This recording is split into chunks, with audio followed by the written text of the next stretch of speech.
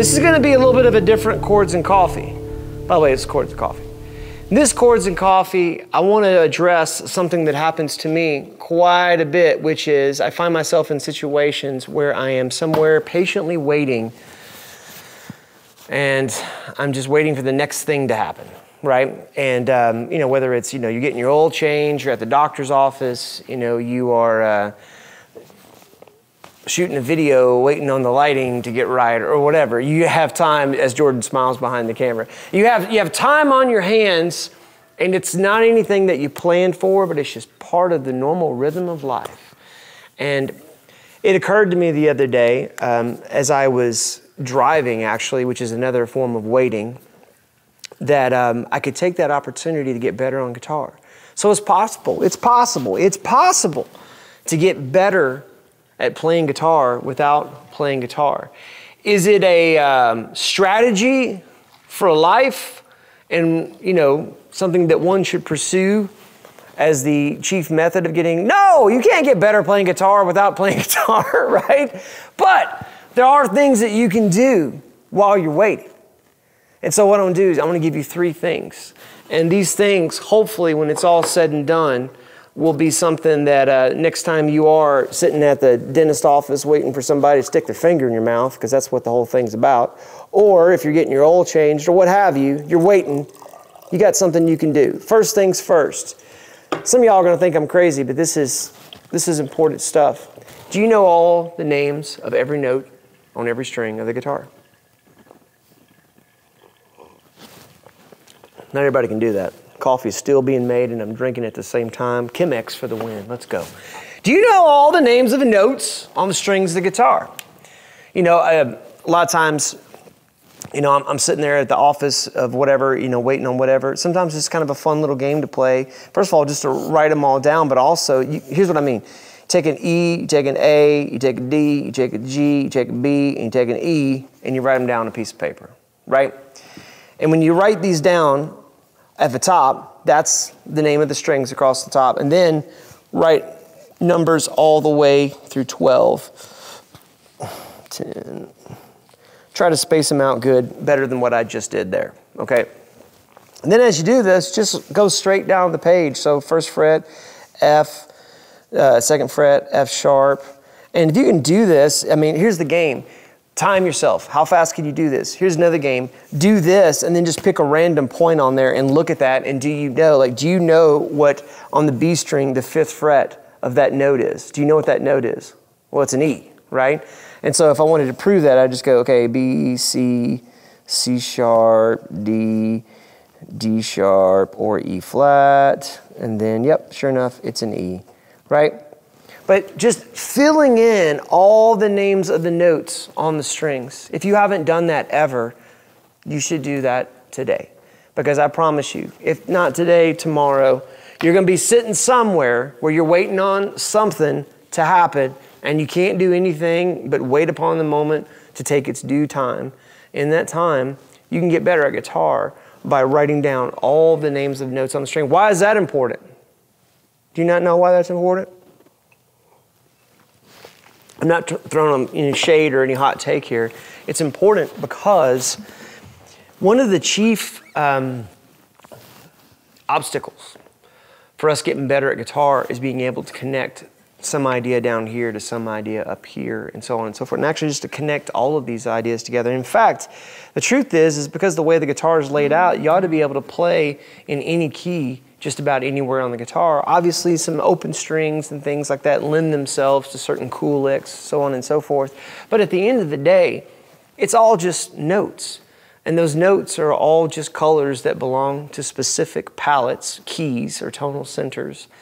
And if you don't know them all up and down the neck of the guitar, you might be doing some unnecessary work, hunting and pecking, trying to find the right thing, where if you just knew where it was at, you'd be able to move a little faster. Does that make sense to you? Jordan, does that make sense to you? Jordan agrees. All right, so that's one thing you can do while you're waiting. Another thing you can do, you remember that lesson that we had with Taj Farrant when Taj came by? Taj had a great nugget where he was learning how to play Cliffs of Dover. And he said that he literally listened to that song, Cliffs of Dover by Eric Johnson. He listened to that song like for days on end, nonstop, on repeat. Probably most of us would go crazy doing that. Doesn't matter how cool the song is.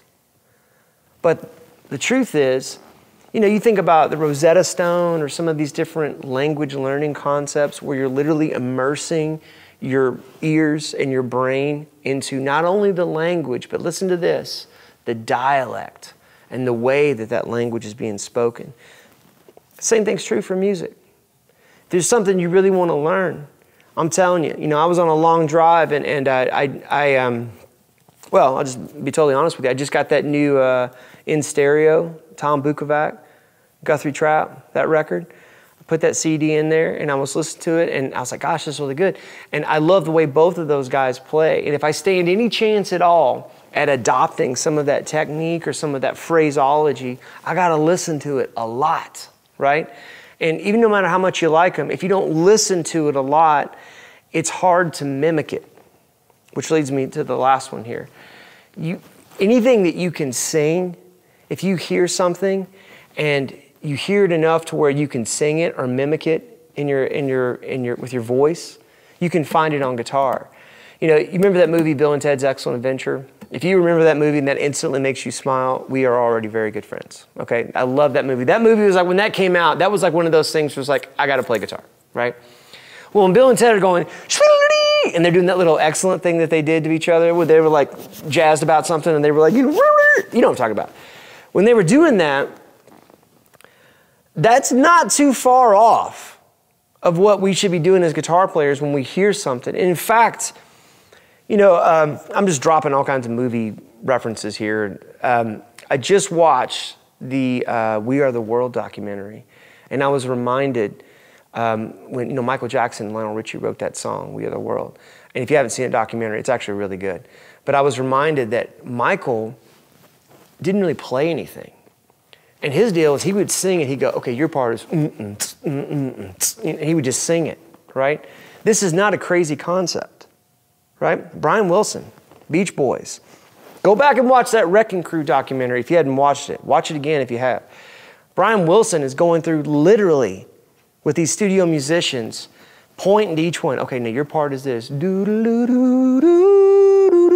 Right, and he goes to the next guy and then does the same thing. So it's not a crazy idea, and it's definitely not a stupid idea. If you can sing it, you can play it, okay? And so what that takes is listening to something enough to where you can hear not only the phrase and the distance of the intervals that make the melody, but you can also hear the dialect, the way that it's being played. When you get that in your hand, in your ear, and then you can sing it with your mouth, and you walk over to your guitar, you'll find it instantly, maybe not, eventually, definitely. So 3 things. Number 1, be able to know all the names of the notes on the guitar just by writing them down, right? Number 2, listen to something with the intention of I'm going to learn this, therefore I'm going to listen to it a bunch. And it's okay to stop and start things and like really focus on one little bit and listen to it with the intention of I want to learn every little nuance, every little nook and cranny, every little section of this song that truly speaks to me on an emotional level so that I can then go and do likewise, right? And then the third thing is that after you've listened to something that much, you ought to be able to sing it. Now, I'm not talking about in perfect pitch. Nobody's auditioning for the voice here. What I'm saying is be able to sing it enough where you can walk over to your guitar and you can find those pitches with your ear, right?